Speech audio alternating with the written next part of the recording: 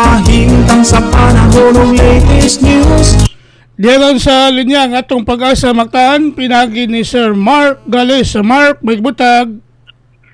May buntag sa Ariel, isa pang mga suging pagpaminaw ng latest update bahin sa kayo sa panahon karong adlaw.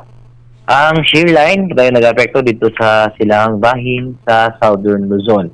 Samtang northeast monsoon o amihan, mapuwi na kapasulabi paghihapon sa may northern o central Luzon. Dito sa central Visayas, karong adlaw, mga sarita sa may timpo sa panahon, gawas na lamang sa mga lumalabay o mga patapat at mga pagawan, pagpanundog kilat gumikan aning easterlies.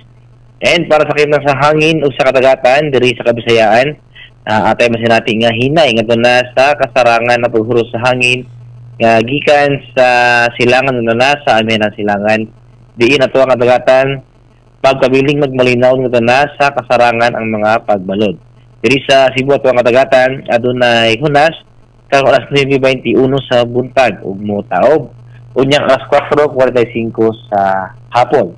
Temperatura karong adlaw naa sa 27 ngadto na sa 31 degrees sentigrado. Ato ang haring adlaw musila karong alas 6:07 sa buntag ug mosalot unyang alas 5:45 sa hapon. Philippine Standard Time alas 5:43 na sa kabuntagon.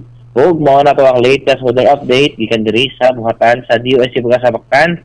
Kini si Mark Gales, maayong buntag ug daghang salamat. Salamat Sir Mark, ya may buntag sa Pag-asa Mactan.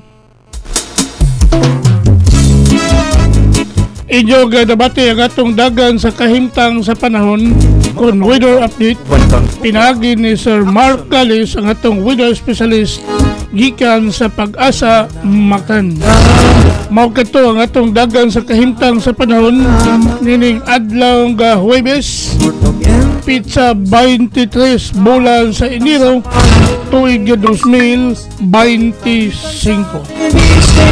Salamat sa Pag-asa Mactan og mayong buntag kanatong tanan.